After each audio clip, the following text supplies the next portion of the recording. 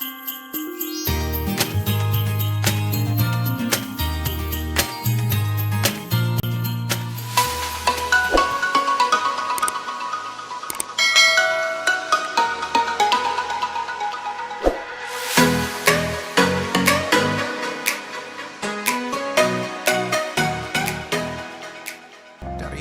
paling dalam, kami mau berkata, kami bangga memiliki Engkau Tuhan. Lebih dari itu, kami sangat bangga karena Tuhan yang tak terbatas mau memiliki kami yang terbatas ini. Terima kasih, kami sadar bahwa Engkau lahir buat kami, Engkau mati buat kami. Artinya kami tidak hanya penting, tapi kami menjadi inti di hadapan-Mu. Penting belum tentu inti, tapi inti itu sangat penting sekali. Jadi kami sadar siapapun kami adalah inti di hadapan-Mu. Kalau Engkau mati buat kami, itu artinya Tuhan, harga nyawa kami adalah Engkau sendiri. Kami tidak akan tukar hidup kami dengan uang. Kami tidak akan tukar hidup kami dengan kekuasaan manusia. Kami tak akan tukar hidup kami dengan kedudukan yang orang kemudian capek itu karena korupsi. Kami tidak akan tukar itu. Terlalu mahal harganya buat kami. Kami tidak akan tukar hidup kami dengan barang. Kami tidak akan tukar hidup kami dengan apapun tawaran yang ada di dunia ini. Sebab kami sadar siapa kami. Kami ditebus dengan nyawa-Mu sendiri. Berbicaralah buat setiap kami Tuhan. Hamba-Mu yang terbatas ini, kalau Tuhan tidak memberi anugerah, tidak mampu apa-apa. Hamba bisa ada di sini, ini semua karena kebaikan Tuhan. Bersuaralah lewat mulut dan lidah yang terbatas ini. Berbicaralah Tuhan. Jangan tahan yang terbaik, karena kami yakin dari Tuhan selalu yang terbaik. Hamba berdoa sementara firman disampaikan, langit di kepala kami akan terbuka untuk kami mendapatkan revelation, pewahyuan. Because where there is no revelation, the people perish. Kami tidak mau jadi orang yang tidak mengerti apa yang Tuhan mau.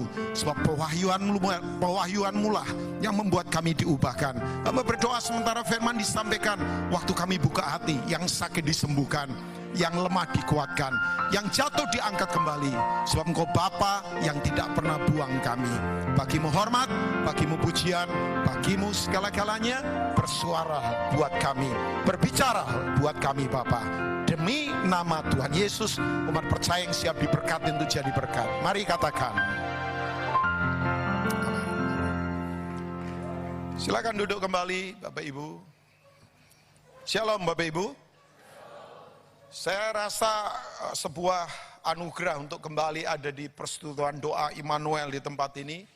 Untuk tentunya kesekian kalinya. Jadi saya bersyukur, terima kasih Om Gun dengan Ibu dan pengurus PD Immanuel. Saya tidak bisa sebutkan satu persatu, kesetiaan saudara begitu luar biasa. Saya kenal PD ini sudah puluhan tahun yang lalu. Jadi sebuah kehormatan sekali lagi boleh ada di mimbar ini. Nah percayalah, saya tipikal orang yang paling menjaga hati untuk begini. Datang tidak dengan hati sok tahu, sok pinter, sok senior, sok paling rohani, sama sekali enggak. Saya tidak suka yang begituan ya. Sebab saya sadar begini, semua kita sedang diproses dalam perjalanan kehidupan. Tapi enggak apa-apa. Jadi kalau ada hari ini yang sedang diproses, enggak usah minder, enggak usah putus asa dalam kehidupan. Sebab Tuhan tidak pernah tinggalkan kita. Amin. Nah, saya akan sodorkan beberapa hal sederhana, enggak rumit-rumit Bapak Ibu ya. Sebab masalah kita sudah terlalu rumit, jadi enggak usah khotbah yang rumit-rumit ya Bapak Ibu ya. Saya akan sodorkan beberapa hal saja yang menurut saya adalah esensi kehidupan. Saya boleh tanya enggak? Kalau boleh tolong dijawab, dan jawaban yang salah tidak mempengaruhi keselamatan, percayalah ya. Boleh enggak saya tanya, puncak ibadah kita itu sebetulnya ada di mana Bapak Ibu? The center of life in our Christianity itu sebetulnya ada di mana sih? Bahwa pusat kehidupan, pusat ibadah kita dalam Kristus itu sebetulnya ada di mana? Ada yang tahu jawabannya? Iya Bapak? Persekutuan dengan Tuhan, boleh banget. Bapak keluarganya pendeta kah? Oh, jawabannya Kristen sekali soalnya ya. Tidak ada apa-apa kan, itu jawaban yang betul banget.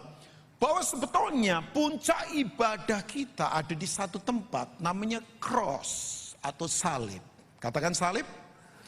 Makanya di salib itu ada 4 jenis kelompok orang. Nah, saya nggak tahu Bapak Ibu ada di mana. Saya nggak akan membahas ini. Kelompok pertama adalah begini, diharapkan ada di situ, tapi karena takut nggak ada di situ. Yaitu para murid yang lari karena ketakutan. Ya kan? Kelompok yang kedua, di situ karena tugas. Yaitu ahli Taurat, orang Farisi, tentara Roma yang harus menyalibkan Yesus. Ada banyak orang datang ke Tuhan memang karena tugas. Saya berharap sih pengurus PD Immanuel kita datang di sini bukan karena tugas. Ya walaupun kita kemudian punya tugas di sini. Saya pun punya tugas di sini untuk berkhotbah. Tapi berapa banyak orang datang di salib Tuhan hanya karena tugas, memastikan bahwa itu soal pekerjaannya dia saja. Itu kelompok kedua. Saya tidak akan breakdown Bapak Ibu ya. Soalnya saya tidak akan khotbah ini. Yang ketiga adalah kebanyakan ini yang ada di salib adalah para penonton. Yang cuma melihat apa yang akan terjadi. Dan tahu Bapak Ibu, kalau Bapak Ibu baca kitab Injil, orang-orang ini paling banyak dan nanti pulang memukuli dirinya karena kecewa. Kenapa? Kecewa pukul dirinya. Karena apa yang mereka harapkan tidak menjadi kenyataan. Mereka berharap Yesus turun dari salib, kemudian hancurkan tentara Roma, take over Rome Empire untuk kemudian dia berkuasa. Mereka kecewa, para penonton. Penonton begitu selalu kecewa karena begini, yang diharapkan tidak menjadi kenyataan, makanya kecewa.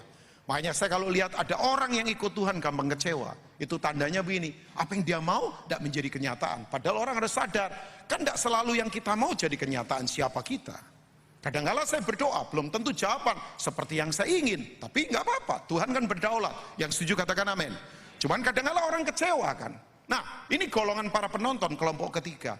Tapi ini dia, kelompok yang keempat luar biasa.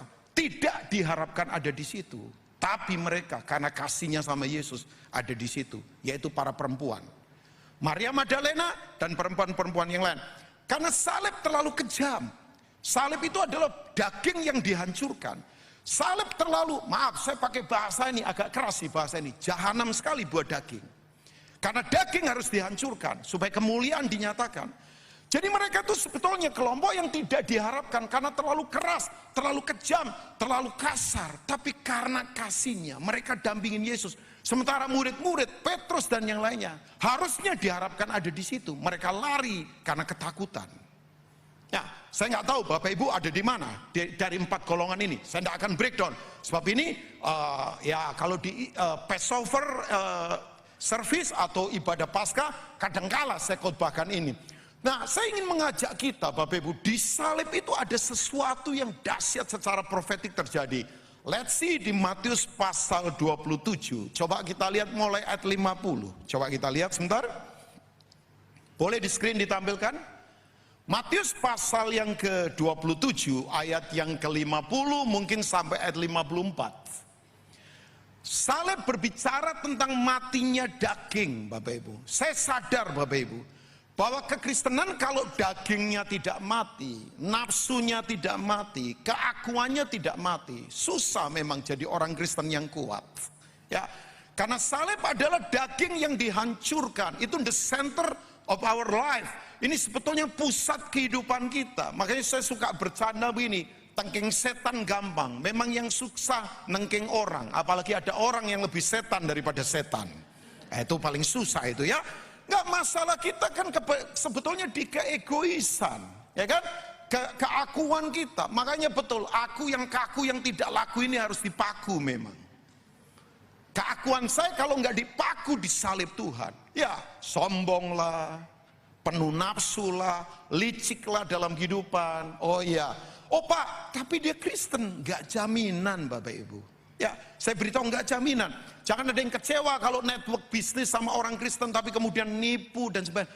Karena begini, jabatan dia sebagai orang Kristen nggak jaminan kalau kita nggak putuskan hidupin salib Tuhan. Sebab ini salib adalah kekuatan yang tak terkalahkan. Yang setuju katakan amin. Saya nggak ngomong simbolik loh Bapak Ibu. Salib itu gaya hidup. Katakan gaya hidup. Gaya hidup apa? Living sacrifice. Hidup yang penuh pengorbanan. Gaya hidup apa? Unlimited love. Kasih tak terbatas. Gaya hidup apa? Gaya hidup gak egois dalam kehidupan.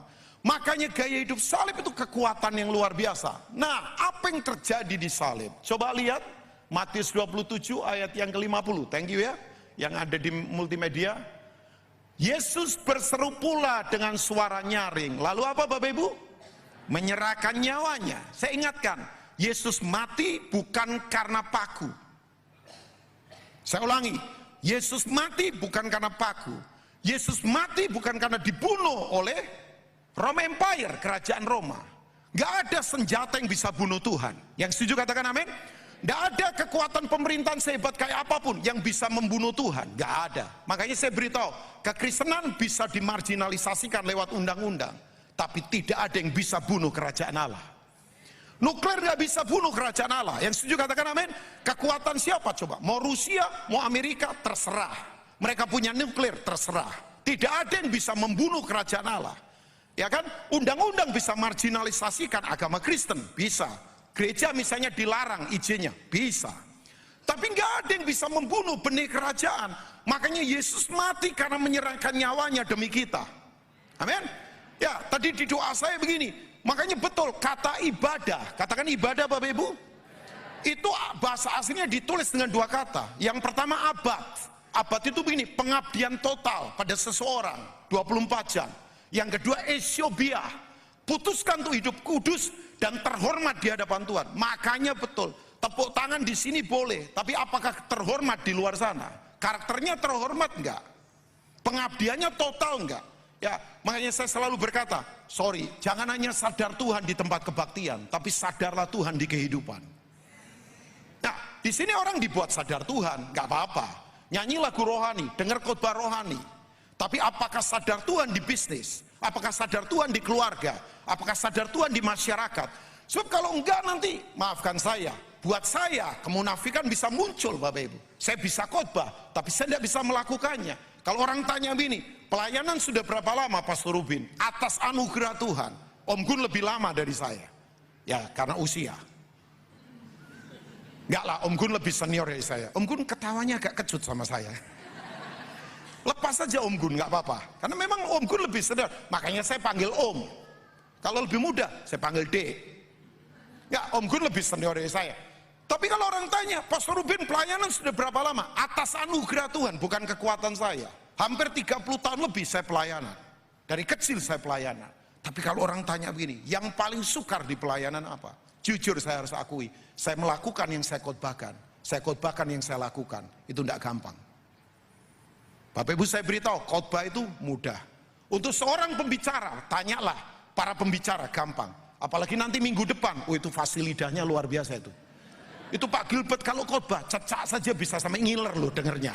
Nah, saya tahu hamba Tuhan ini diurapi, Pak Gilbert senior saya. Ya, fasilita beliau, diurapi Tuhan. Tapi begini, jujur saja, as a pastor kalau orang tanya, untuk saya, mereka sih kayaknya enggak.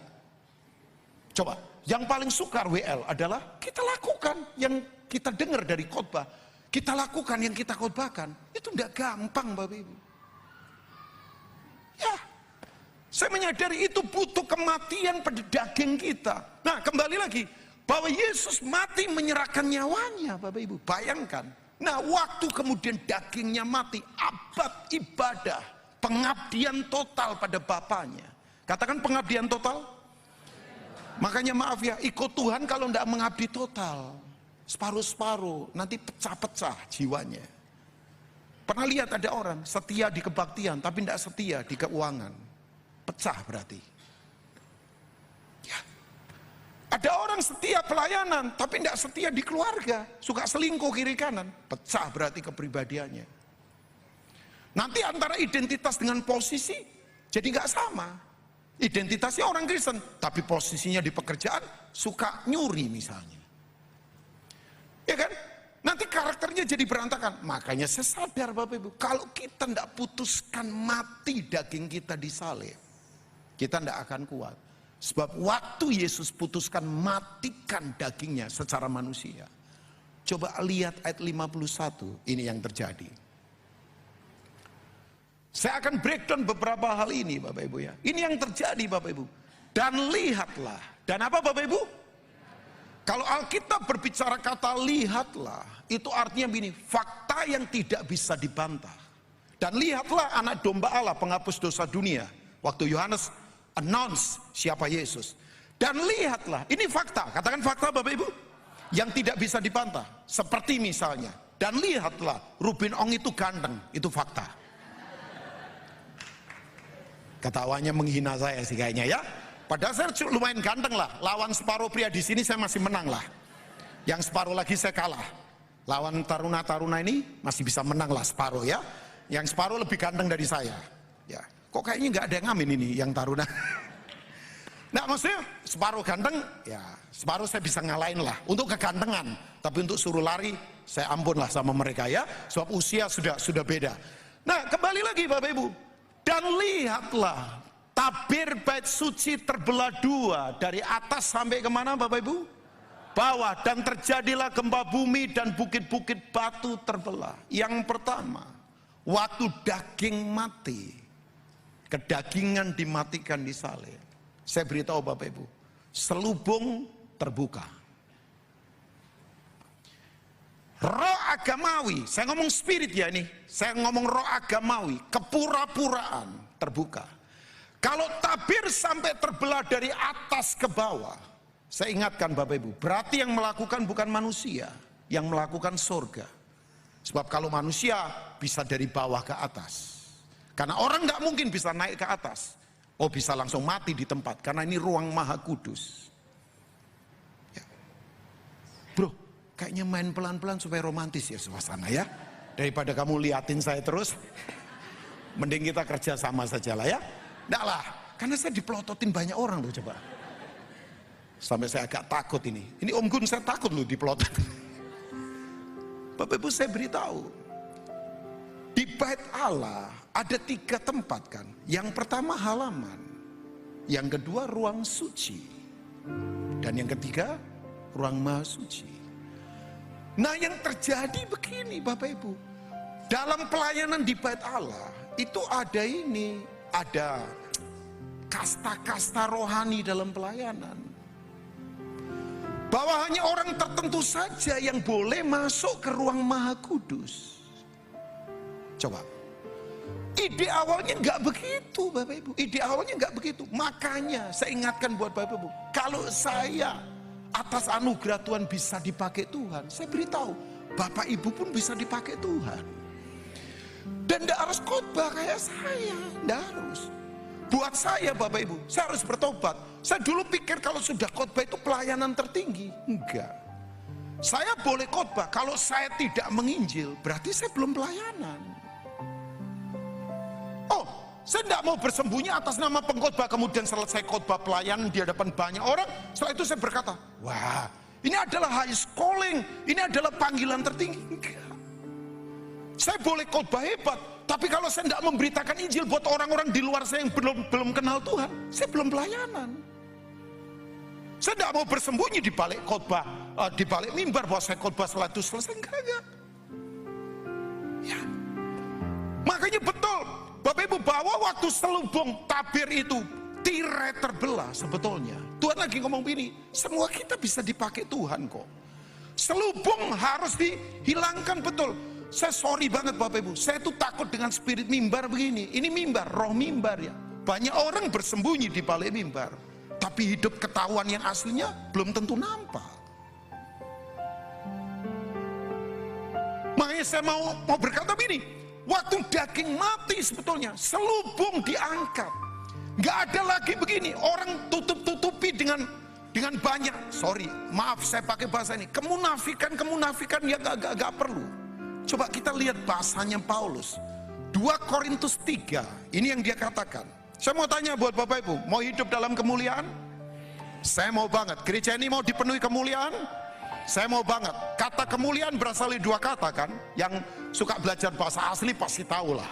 Ya, saya tidak sosokan, saya pengen banyak belajar saja. Sampai hari ini belum tahu apa-apa, terus belajar. Kemuliaan dalam bahasa Hebrew ditulis dengan kata kabot. Dalam bahasa Yunani Greek ditulis dengan kata doxa. Kata kabot dan doxa itu same word, kata yang sama. What the meaning of kabot? Apa arti dari kabot? What the meaning of glory? Apa arti dari glory? What the meaning of doxa? Apa arti dari doxa? Kabut dan doxa adalah glory of God, kemuliaan Tuhan. Ternyata kabut dan doxa artinya adalah God quality, kualitasnya Tuhan. Makanya orang yang dipenuhi dengan kemuliaan Tuhan, berkualitas hidupnya, keluarganya berkualitas, kerjanya berkualitas, mengelola waktu berkualitas, semuanya berkualitas. Dan saya beritahu, tidak usah kejar harga. Hidup kalau berkualitas, pasti berharga tinggi. Sayangnya banyak orang pengen dihargai tinggi tapi tidak berkualitas. Maaf, janji tidak suka tepati. Ya gimana? Kalau saya janji ke Om Gun datang, saya akan datang. Walaupun saya ada kesalahan tiket. Ya, istri saya itu orang paling cermat di atas muka bumi ini, percayalah. Saya agak teledor. Nah, untuk perjalanan biasanya dia yang atur. Gak tahu kenapa, tanggal bener, bulan bener, ternyata yang diklik tahun 2020, bayangkan. Jadi kemarin waktu mau check-in, loh kok 2020? Akhirnya saya mesti naik mobil tadi pagi. Karena kereta penuh, pesawat tiba-tiba mahal semua. Udah, saya naik mobil aja. Saya ngomong, Om Gun, ini kesalahan saya. Tapi saya tetap akan datang tepati. Walaupun besok saya pulang lagi. Khusus ketemu saudara-saudara. Mas saudara kebangetan kalau nggak sayang saya. Baik, nggak usah tepuk tangan lagi. Yang penting sayang Tuhan. Tadi saya bercanda saja kok, saudara. Nah, tapi saya punya prinsip. Orang berkualitas, janji itu harus ditepati walaupun rugi. Nah sayangnya banyak orang pengen kejar harga, tapi tidak punya kualitas. Dan saudara tahu nggak, orang kalau berkualitas, cirinya apa? Punya the strong durability, daya tahannya hidup kuat. Saya berdoa untuk Mas dan Mbak, saudara-saudara yang ada di Taruna ini, miliki daya tahan hidup yang kuat. Ya, saya sadar ini saudara-saudara saya semua, nanti tantangannya nggak gampang. Oh iya, saya punya teman sekarang seorang irjen, cinta Tuhan. Dia lagi dimasukkan ke kandidat untuk jadi anggota KPK. Saya berkata sama dia, Bang, abang terus ya hidup dalam kuat, dalam integritas kualitas Tuhan yang kuat. Iya Pastor Rubin, doakan saya. Gak gampang tantangannya. Saya tahu Bapak Ibu yang ada di dunia bisnis, gak gampang tantangannya. Betul Pak ya? Bapak amin gitu Pak. Dari wajahnya ketahuan gak gampang memang. Gak, tantangannya gak gampang. Saya tahu sebagai pelayan Tuhan gak gampang. Pak Rubin pendeta pasti kuat. Maaf kalau saya pakai ini karena gak gampang. Godaan luar biasa. Godaan seks lah, godaan uang lah, godaan sombong lah. Kadang kayak merasa jadi artis dalam pelayanan. Oh iya iya. Makanya sekarang kalau ada istilah apa namanya,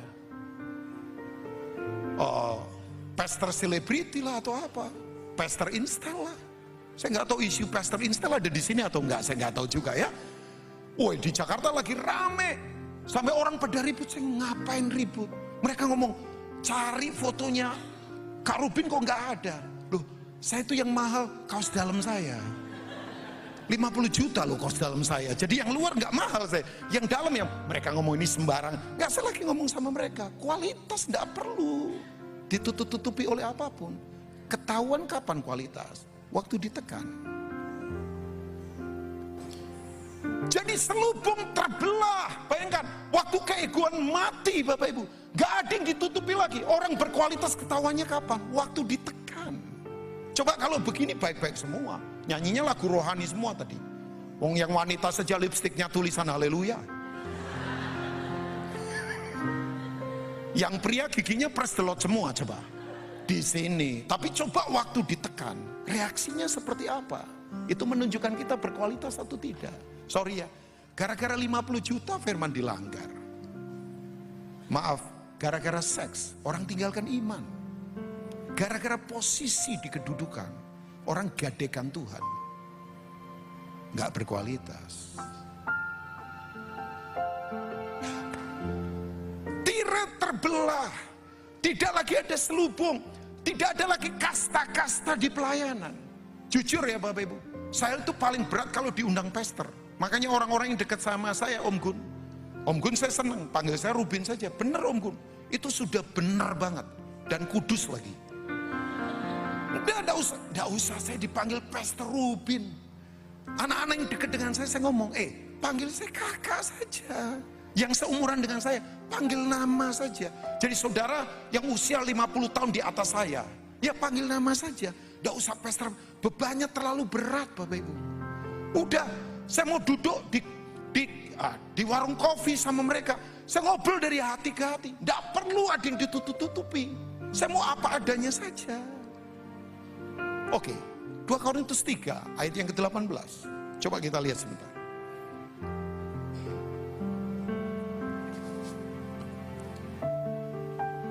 Waktu kedagingan mati, keegoisan mati, hawa nafsu dunia mati, Bapak Ibu. Tirai terbelah. Tidak ada yang ditutup-tutupi lagi. Makanya Bapak Ibu udahlah, datang ke Tuhan itu jujur apa adanya. Ya, saya punya temen itu saking terbukanya. Di depan umum juga ngomong apa adanya. Ya, gak ada yang ditutup-tutupi. Kadang-kala ya, saya kalau lihat ada orang doa dibikin-bikin, aduh paling geli. Ya, geli banget kan. Di Manado ada orang doanya, ya ampun deklamasi. Tuhan pencipta langit dan bumi, kerajaanmu nun jauh di sana, di antara gugusan Andromeda dan Bima Sakti. Coba. Itu teman saya langsung tendang, saya berkata, kalau Tuhan sejauh itu, hanya beberapa bangsa yang ketemu Tuhan. Saya tanya kenapa? Mereka punya pesawat ulang-alik. Kita belum pernah bikin, diuji coba meledak di atas, jadi nggak jadi Bapak Ibu ya.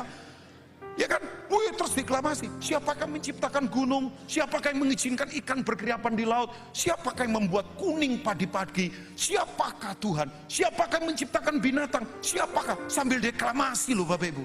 Teman saya yang sebelah kiri tendang saya dan berkata, Rubin, pasti Tuhan bangkit dari tatanya. Saya tanya ngapain? Pasti dia berkata, gua yang ciptakan, lu mau apa? Nah mesti sudah tahu Tuhan yang ciptakan, tanya lagi. Muter. Coba. Ya kan? Terus kemudian berkati janda-janda. Teman saya yang di belakang pegang kepala saya dan berkata, bapak gua duda Rubin. Saya ngomong salah sendiri, bapakmu duda. Cepat nikah lagi. Karena mamanya sudah meninggal lama. Kita ketawa, tahu nggak Bapak Ibu? Ada orang doa bikin kita merinding, bukan diurapi, geli. Begitu dia selesai berdoa, amin, amin kita lain. Kan biasanya amin itu yakin, amin gitu. Kita aminnya marah Bapak Ibu. Sembari saya ngobrol sama mereka, tiba-tiba ada yang nyeletuk begini. Itu doa tadi panjang, doa makan lagi Bapak Ibu. Terus kemudian dia ngomong begini, tapi berantakan karakternya. Saya ngomong udahlah, stop, jangan jelekin orang. Makanan jadi nggak enak. Tapi saya sadar di situ, iya ya. Sorry ya Bapak Ibu. Kadangkala selubung agamawi mengerikan. Maafkan saya. Tuhan dijual demi kepentingan manusia. Dalam tanda petik loh. Padahal nggak bisa kan. Siapa kita? Yo, Tuhan itu paling suka orang yang tulus. Sudah. Tuhan itu suka orang yang hatinya bersih, tahor. Dari kata itu muncul kata tahir. Katakan tahir. The clean heart itu berasal dari kata asli Hebrew namanya tahor. Itu tahir. Tahu hati yang bersih? Sebuah keadaan hati di mana tidak ada produk setan di dalamnya.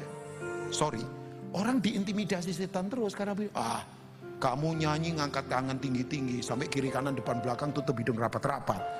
Tapi ternyata kamu licik juga. Ada produk saya loh di dalam kamu, nggak bayar royalti lagi. Kenapa orang diintimidasi setan? Karena ada produk setan di dalamnya. Makanya hati yang bersih adalah sebuah keadaan hati di mana tidak ada produk setan di dalamnya. Setan nggak bisa main-main sama orang-orang seperti ini. Purity, murni, apa adanya, jangan ada apanya. Maaf ya, orang kalau murni Bapak Ibu, lihat orang lain dengan sudut pandang berbeda. Pernah lihat orang merasa paling benar. Buat saya begini, tidak usah merasa benar, benar saja. Tidak usah merasa pinter, pinter saja. Tidak usah merasa kaya, kaya saja. Tidak usah merasa ganteng, ganteng saja. Kayak saya kan nggak merasa ganteng. Memang ganteng kok. Loh, iya kan? Masih gini, benar saja, tidak usah. Orang kalau merasa benar, cirinya apa? Suka remehkan orang. Dengar orang lain tidak mau.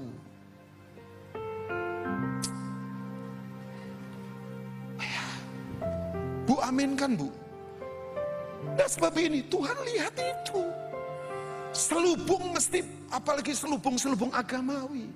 Saya pernah ketemu ada satu anak muda datang ke rumah saya, sok rohani. Apalagi saya ingatkan para pendoa. Kadang kalau sudah masuk menara doa, begitu keluar itu jalan kayak enggak nginjak tanah loh coba.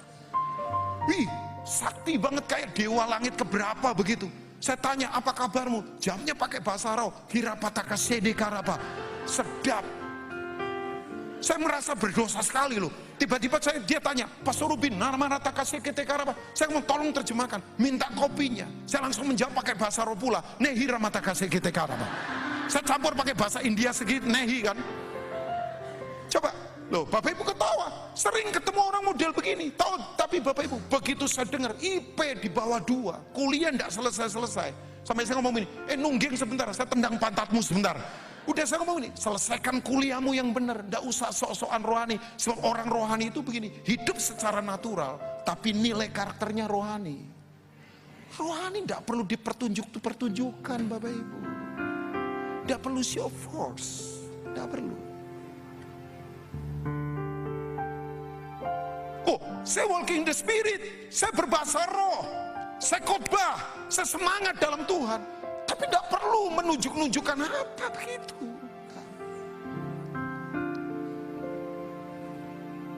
Dua Korintus 3 ayat 18. Thank you. Dan kita semua mencerminkan kemuliaan Tuhan dengan muka yang tidak berselubung, kualitas Tuhan yang tidak berselubung. Dan karena kemuliaan itu datangnya dari Tuhan yang adalah roh. Kata roh memakai kata asli namanya ruah. Roh, arti dari ruah adalah wind, angin. Sudah tahu angin? Kekuatan yang tak terbatas. Yang setuju katakan amin. Tidak ada negara yang bisa menang terhadap angin. Amerika boleh punya nuklir, tapi badai Katrina mereka tidak bisa taklukkan. Oh ya, yang hebat orang Indonesia, gara-gara angin punya bisnis jualan, namanya tolak angin. Orang Indonesia hebat ya. Coba angin, coba angin, coba. Bapak Ibu tahu angin? Angin itu begini, tidak bisa dikurung. Angin bisa masuk kemana saja. Makanya kalau orang tanya, bentuk kekristenan apa Pak Rubin? Terserah bentuknya apa. Jangan kecanduan bentuk, nanti agamawi. Yang penting dampaknya. Mau gedung persegi, mau gedung panjang begini, mau gedung bulat, mau gedung segitiga, terserah. Yang penting dampaknya. Karena angin itu begini, bisa kita rasa, tapi kita tidak tahu dia datang dari mana, kemana dia pergi. Makanya jangan kurung Roh Kudus di mimbar, jangan kurung urapan di gedung, jangan kurung urapan di dalam sistem agamawi. Urapan biarkan berdampak di mana-mana. Oh iya, makanya hati-hati kalau buang angin. Jangan berpikir ke kanan nanti baunya, ternyata ke kiri. Karena angin tidak bisa diprediksi, bayangkan. Sekali lagi, kekuatan negara manapun punya nuklir, tidak bisa kalahkan angin. Itu kekuatan roh Tuhan. Tapi selubung harus dibuka, Bapak Ibu. Coba, kekuatan roh Tuhan yang tak terbatas. Hari ini kalau ada negara yang pendidikannya terbaik di dunia, yang pendapatan per kapitanya tinggi, yang orang-orangnya berbahagia, adalah Norwegia. 5 besar negara yang semuanya diberkati, itu adalah 5 besar negara yang dibangun dengan prinsip firman. Norwegia, Finlandia, Swiss, Denmark. Itu negara-negara yang secara resources kalah sama kita. Tapi tahu Bapak Ibu, kenapa negara itu luar biasa? Dibangun oleh orang-orang yang prinsipnya kuat. Saudara klik, Norwegia dibangun oleh orang namanya Hans Hegel. Orang yang dipenuhi roh Tuhan, orang biasa. Swiss dibangun oleh Calvin, orang biasa. Saya waktu kemudian membaca sejarah orang-orang ini orang-orang yang selubungnya sudah terbuka semua. Begitu berpengaruh secara dahsyat. Makanya Indonesia butuh orang-orang yang tidak lagi terselubung, yang ngomong iya, tidak. Di luar itu dosa, Bapak Ibu. Orang ngomong begini, Pak Rubin dosa-dosa sedikit gak apa-apa, kan ada kasih karunia. Sembarangan. Orang lupa bahwa kasih karunia diberikan supaya orang tidak berdosa. Dia balik. Bapak Ibu gak usah takut. Kalau kita benar, Tuhan pembela kita. Saya tengok ke belakang hidup saya tidak pernah minta sama orang. Tidak pernah cari promosi dari manusia. Sampai hari ini kalau saya ingat kasih Tuhan. Karena saya tahu begini, hanya yang dari atas yang bisa mengangkat yang di bawah. Amin Bapak Ibu. Tapi saya ingatkan juga, hanya yang dari atas yang bisa membanting orang turun ke bawah. Saya lihat berapa banyak orang dibanting Tuhan turun ke bawah. Karena hidupnya penuh selubung. Makanya Paulus berkata begini. Coba kita baca lagi. Maka kita diubah menjadi serupa dengan gambarnya. Dalam apa Bapak Ibu? Kemuliaan yang semakin besar. Katakan diubah. Kata diubah berasal dari kata yang sama dengan kata itu. Metamorfosa. Perubahan yang radikal. Oke. Yang kedua sekarang.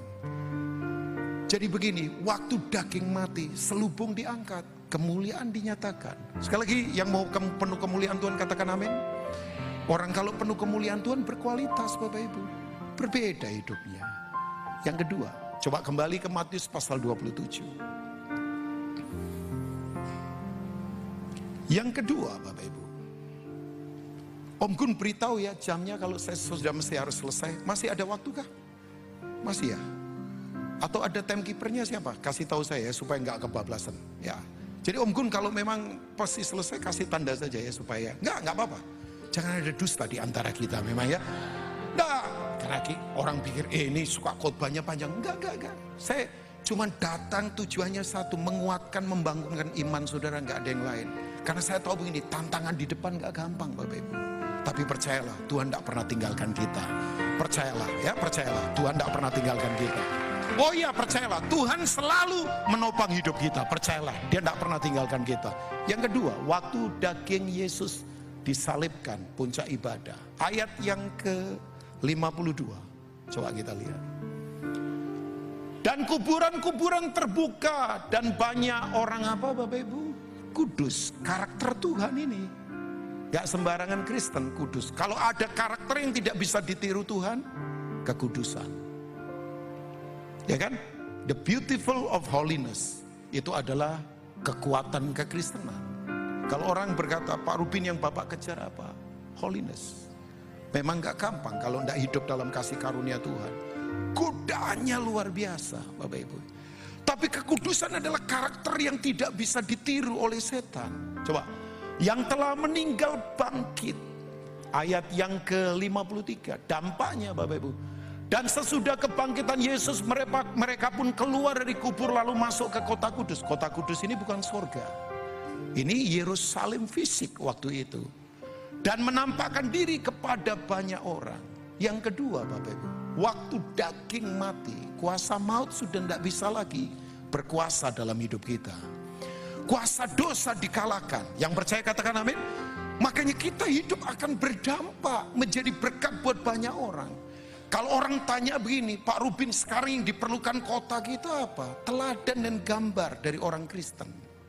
Silakan orang boleh berteori hebat, tapi orang butuh contoh. Saya baru balik dari Makassar belum lama ini, memang agak sering ke Indonesia Timur.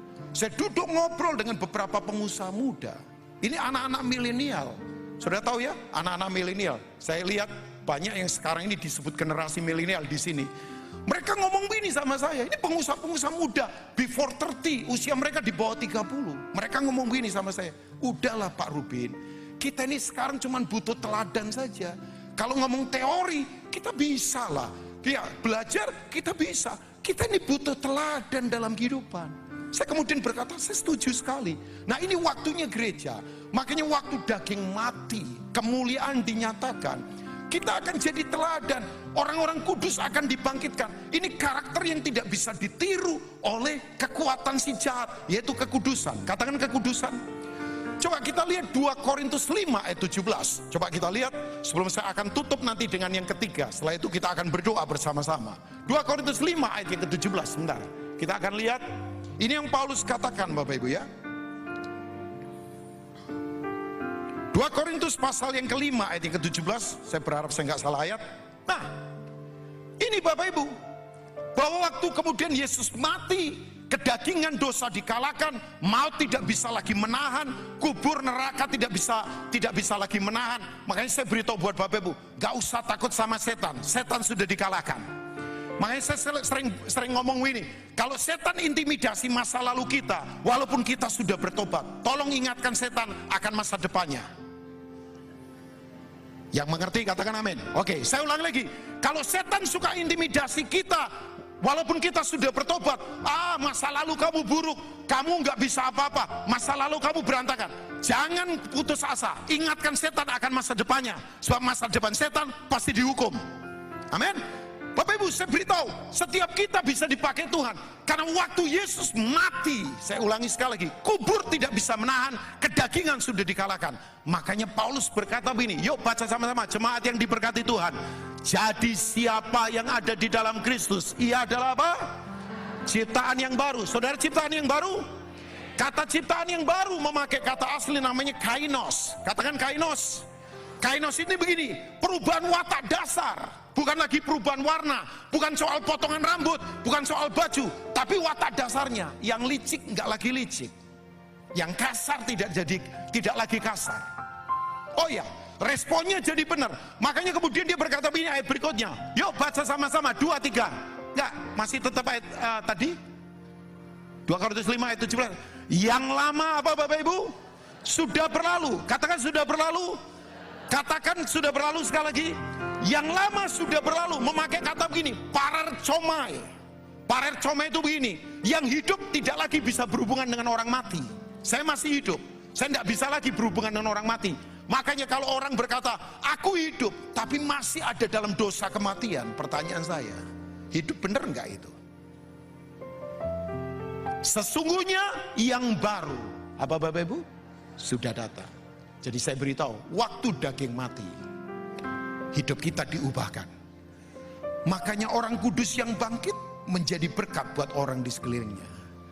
Tapi yang ketiga saya akan tutup dengan ini. Coba ke Matius pasal 27 tadi, ayat yang ke-54. Ini dia tuh Bapak Ibu. Akan muncul kekaguman penyembahan yang berbeda. Nah ini coba, saya kagum banget dengan ayat ini. Saya tafsirkan ini Kapolresnya Palestina. Dia yakin, saya yakin dia punya intelijen yang mengikuti apa yang Yesus kerjakan. Sebab sebagai kepala keamanan dia tidak mau ada huru hara di kerajaan yang ditaklukkan Roma. Tapi tahu Bapak Ibu, waktu Yesus menyembuhkan orang sakit, dia tidak terkesima. Waktu Yesus memberi makan banyak orang, dia tidak bertobat. Tidak terlalu terkesima gimana. Makanya saya ingatkan buat Bapak Ibu, jangan membangun iman hanya di atas dasar mujizat, tidak akan kuat. Ini orang punya pengaruh. Saya yakin perjalanannya Yesus pasti diikuti sebagai kepala keamanan dari wilayah Palestina. Mungkin orang ini setingkat sama Kapolres kali ya. Saya nggak terlalu tahu, tapi setingkat dengan apa itu? Ini kepala keamanan yang menjaga waktu Yesus disalib di kehidupan, bukan di tempat kebaktian. Saya kaget Bapak Ibu. Kepala pasukan dan prajurit-prajuritnya yang menjaga Yesus menjadi sangat apa Bapak Ibu? Saya beritahu, kepala keamanan untuk berantem secara fisik nggak takut, sama senjata sudah biasa dilatih. Takut di sini bukan takut karena tekanan dari luar, ini takut dari dalam. Coba, waktu Yesus mengadakan mujizat, dia biasa saja. Waktu Yesus kemudian memberi makan banyak orang, dia biasa saja. Tapi waktu lihat Yesus mau rela mati di salib, ada penyembahan yang kagum, yang spontan dari dalam. Makanya dia berkata begini, menjadi sangat takut ketika mereka melihat gempa bumi yang apa yang telah terjadi, lalu berkata, sungguh, katakan sungguh, sebuah fakta yang tidak bisa dibantah. Ia ini adalah anak Allah. Jadi begini Bapak Ibu, penyembahan yang spontan itu harus lahir dari memang betul matinya daging. Maafkan saya, menyembah bukan soal nyanyi Bapak Ibu. Betul. Oh ya, saya suka ngomong sama beberapa songwriter. Ada satu songwriter bagus yang sekarang lagunya lagi selalu bagus lah, namanya Jason. Saya berkata, Jason, lagu-lagumu memberkati.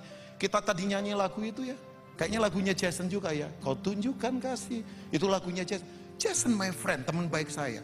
Gak tahu Om Gun kenal Jason atau tidak. Anak muda yang Tuhan pakai. Lagu-lagunya memberkati. Tapi saya berkata, Jason, yuk begini. Biar penyembahanmu gak hanya sekedar nyanyian saja. Tapi memang lahir dari kekaguman yang di dalam. Sebab jangan sampai kamu hanya songwriter yang ngarang lagu. Karena memang kamu pekerjaannya ngarang lagu. Tapi butuh sebuah kekaguman yang lahir dari dalam. Makanya saya tantang dia, saya berkata begini, lagu-lagumu jangan petisi terus, minta-minta terus, tapi proklamasi dalam kondisi yang lagi sukar, tetap berkata bahwa Tuhan itu baik. Belum lama saya ada di satu negara, selesai khotbah, tiba-tiba saya didatangin oleh suami istri. Saya ingat orang ini, waktu saya lagi khotbah, semangatnya luar biasa, semangatnya begitu membara. Itu pengkhotbah itu kayak mau diterkam, coba bayangkan. Amin, amin. Saya itu kayak mau diterkam coba. Sampai kemudian saya berkata, ini orang luar biasa. Saya turun kemudian, dia salamin saya dan berkata, Pastor Rubin masih ingat saya enggak? Yang prianya. Begitu saya lihat dia, saya ngomong, wajahmu wajah pasaran banyak banget, jadi ingatlah. Ya, saya bercanda sama dia karena saya tahu ini adalah salah satu anggota dari persekutuan di mana saya sering datang di salah satu kota di Jawa Timur. Kemudian saya ngomong begini, kalian ngapain ada di sini? Saya ngomong semangat, kan dia tadi ibadah semangat, nyanyi semangat, dengar khotbah semangat, suami istri. Kemudian dia ngomong begini, iya kita di sini lagi berobat Pak Rubin. Saya tanya siapa yang sakit? Anak saya kaget. Anaknya dia satu-satunya wanita usia 12 tahun. Kena kanker tulang stadium 4. Dioperasi di negara itu dan mesti kemo beberapa kali. Saya lihat dia, saya berkata, wow. Saya susah mau ngomong apa, jujur.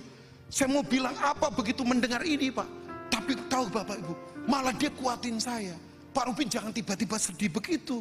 Sudah Pak Rubin, saya tahu ini tidak gampang kita hadapi. Tapi yang kita tahu begini, Tuhan pasti menopang kita. Tuhan tak pernah tinggalkan. Bayangkan dalam kondisi, dia bukan orang kaya, tapi terpaksa harus ke negara itu karena memang mesti berobat. Saya sampai berkata begini sama teman-teman yang dampingin saya, coba kamu lihat. Dalam kondisi sangat berat, rasa kagumnya sama Tuhan tidak pernah bisa dikalahkan. Saya tantang hari ini Bapak Ibu, masihkah kita punya penyembahan yang lahir dari kedalaman? Maafkan saya Bapak Ibu, kalau kita lagi senang kita menyembah Tuhan biasa. Tapi coba waktu kemudian kita lagi susah, apakah ini masih ada di hati kita, dari dalam hati kita? Tuhan cari penyembah-penyembah yang sejati. Yang setuju katakan amin. Makanya waktu tentara kepala pasukan ini melihat Yesus mati, dia berkata begini, sungguh ia ini anak Allah, kekaguman yang lahir dari dalam. Nah saya berdoa Bapak Ibu, yuk kembali ke pusat dari kekristenan kita. Tidak ada lain. Mau hidup dalam kemuliaan? Salib adalah pusat kemuliaan. Salib adalah pusat pertukaran. Yang setuju katakan amin. Sakit ditukar jadi sehat, kemiskinan ditukar jadi berkat yang luar biasa. Bahkan kutuk dikalahkan ada di salib. Saya berdoa biar center of life ini, pusat kehidupan ini terus kita kejar. Yuk suami istri, hiduplah dalam salib. Jangan saling menyalahkan. Yuk dalam bisnis, hiduplah dalam salib. Supaya begini, kemuliaan Tuhan nyata dalam hidup kita. Saya sungguh-sungguh rindu berdoa. Kalau ada dari sini yang ada di sini sekarang datang dengan kebutuhan apapun, saya tahu kuasa salib sudah mengalahkan semuanya. Mari kita bangkit berdiri di hadapan Tuhan. I want pray for you all. Saya ingin berdoa buat semua saudara yang ada di sini. Karapataka sandara patakara baba baba. Hikarapataka sekete karapataka sandara baba baba. Naprakalapa sekete karapataka sandara baba baba baba baba. Sekete karapapa baba. Orapataka sekete karapapa baba.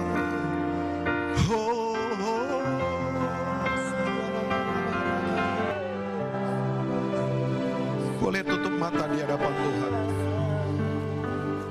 Saya bukan tipikal orang yang suka memainkan perasaan orang, tapi ini pengertian yang Tuhan taruh di hati kita.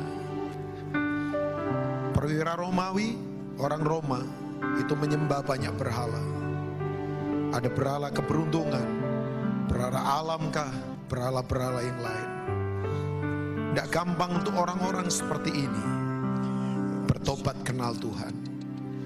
Posisi kedudukannya membuat mereka terhalang untuk datang ke Tuhan. Apalagi sebagai negara penjajah waktu itu. Tapi Bapak Ibu, saya yakin sekali lagi dia amati perjalanannya Yesus. Karena sebagai kepala keamanan, dia pasti nggak mau ada kerusuhan yang terjadi yang mengganggu pemerintahan Roma. Waktu Yesus adakan mujizat, waktu Yesus memberi makan, dia pasti tahu. Tapi itu ternyata tidak menjamah hatinya. Makanya saya ingatkan, jangan bangun kekristenan hanya di atas kebutuhan yang terpenuhi atau mujizat terjadi. Saya tahu Tuhan pasti selalu menyediakan mujizat dan kebutuhan kita. Tapi waktu Yesus putuskan rela mati, lahir sebuah kekaguman dari dalam yang berkata, sungguh Dia ini anak Allah. Dunia di luar sana sekarang membutuhkan sebuah bukti bahwa kekristenan adalah mati terhadap diri sendiri. Kekristenan adalah mati terhadap kedagingan hawa nafsu. Supaya tabir terbelah memang. Tidak ada lagi selubung yang menutupi. Saya beritahu buat Bapak Ibu, orang di luar sana sekarang membutuhkan orang-orang kudus yang akan menampakkan diri pada banyak orang, jadi image, jadi gambar di mana kemuliaan Tuhan dinyatakan. Jangan kurung kemuliaan hanya di tempat ibadah kebaktian, tapi bawa kemuliaan dalam hidup kita. Di kehidupan, di pekerjaan, di masyarakat, orang membutuhkan kemuliaan Tuhan. Kualitas ilahi yang tak terkalahkan oleh apapun. Roh Tuhan ada pada kita. Saya ingin berdoa untuk Bapak Ibu. Mari, saya tahu Dia ada bersama kita, yang ingin didoakan apapun kebutuhan kita, apapun yang sekarang sedang kita hadapi. Saya tahu hadiratnya ada bersama kita. Ibadah ini diberkati bukan karena acara, program, fasilitas, pembicara ataupun yang lainnya. Ibadah ini diberkati karena Tuhan yang sangat mulia ada di tengah-tengah kita. Dan saya beritahu Bapak Ibu, kerinduan kita untuk ditolong Tuhan kalah jauh dibandingkan kerinduan Tuhan untuk menolong kita. Ketahuan kita tentang pertempuran hidup kita kalah jauh dibandingkan Tuhan tahu semua pertempuran hidup kita. Dia Tuhan yang tak pernah tinggalkan kita.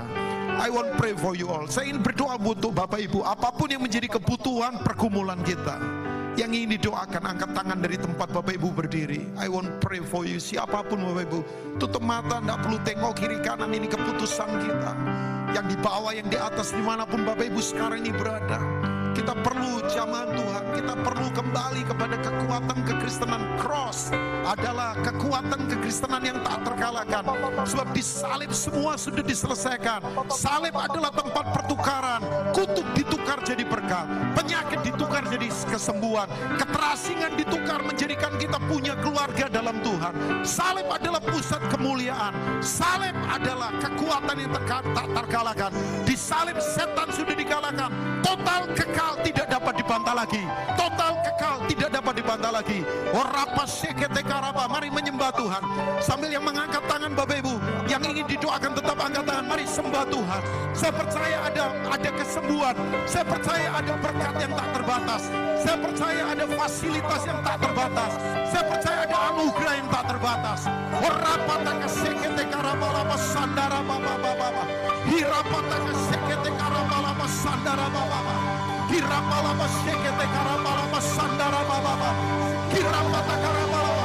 Hamba berdoa Tuhan, aliran kuasa kasih-Mu mengalir. Kekuatan salib ada pada kami. Salib mengalahkan ketakutan, salib mengalahkan kutuk, salib mengalahkan penyakit, salib mengalahkan kebutuhan apapun, salib mengalahkan semua kelemahan apapun. Hamba berdoa,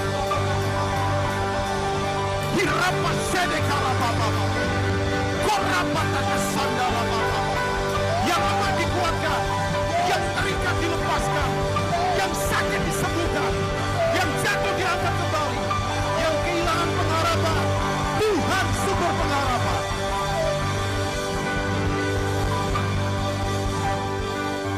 Thank you Lord. Patrikan firman ini di hati kami. berkati umatmu, sayangi umatmu. Hambamu sudah selesai berbicara. Bapa, hamba berdoa, sayangi umatmu. Tidak ada satupun yang terjatuh, tidak ada satupun yang gagal, tidak ada satupun yang membiarkan satu kata firman Tuhan gugur dalam hidupnya. Firman Tuhan akan terjadi dalam hidup kami. Berkati umatmu sekali lagi, sayangi umatmu. Demi nama Tuhan Yesus. Haleluya. Mari katakan.